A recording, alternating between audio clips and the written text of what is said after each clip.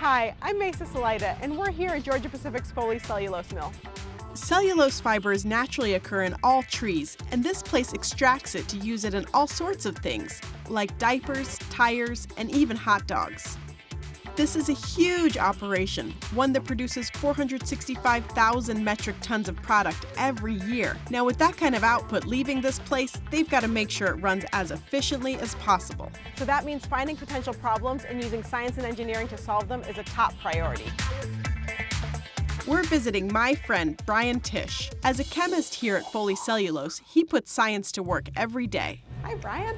Hey, Mesa, how's it going? It's good. It's nice to be talking to a fellow chemist. Yeah, it's great. What type of chemistry do you do here at Georgia Pacific? The chemistry that we do actually helps our engineers design solutions that improve the efficiency and safety of our mill. To keep the cellulose production line on track, everything needs to work right.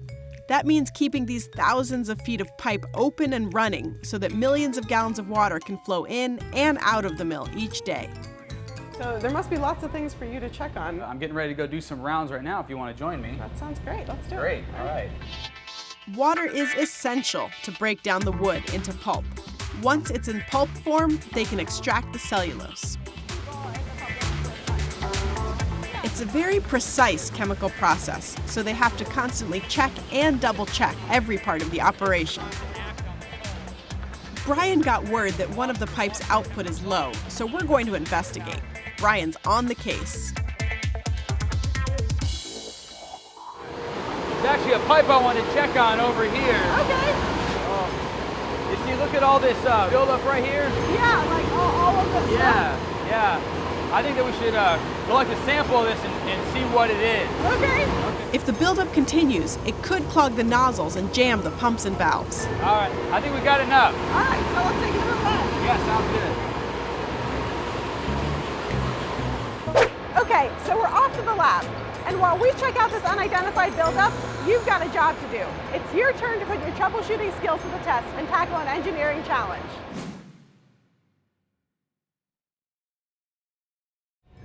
So we found some buildup on a pipe out on the production line. So we're gonna run some tests to figure out just what it is. So what are we gonna do here, Brian? Okay, well, we're gonna run a series of 4 different spot tests. This hands-on investigation examines the chemical makeup of the buildup. Brian knows the chemicals used to extract cellulose might be in our sample, so he's going to run some spot tests on the usual suspects: calcium, iron, sulfate, and carbonate.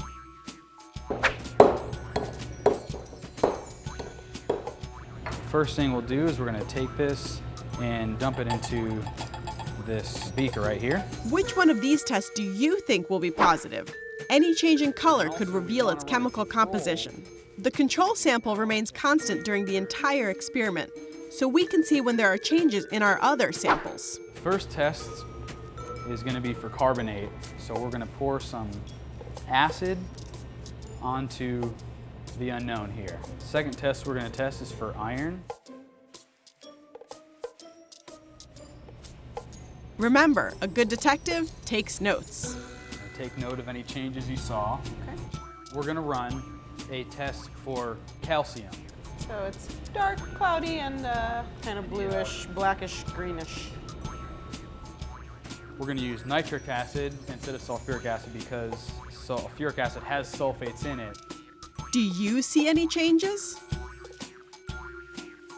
This is some solid evidence about what's inside that buildup.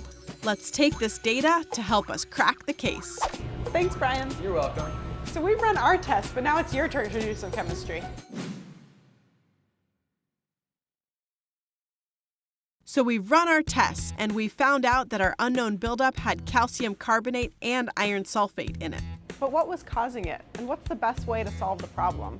I think you brought me here, Brian, to figure that out. Where are we? Yes, I have. This is a control room, and on these screens here is a program that we can control the whole process with. The whole mill? Yes, yeah, the whole mill. Wow. So what are all these like tanks and...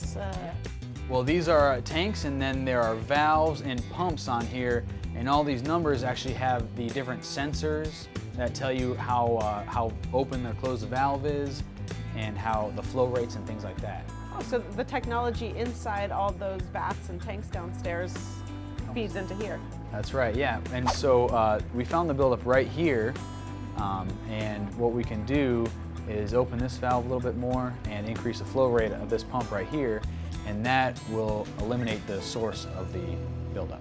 Cool. Let's rewind through our super sleuthing.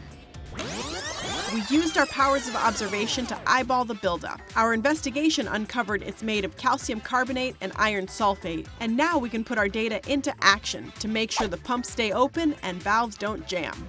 This is problem solving at its best. We found a potential problem and tackled it before it got out of hand. Remember, keep your eyes open. Science and technology are all around you. And until then, stay curious.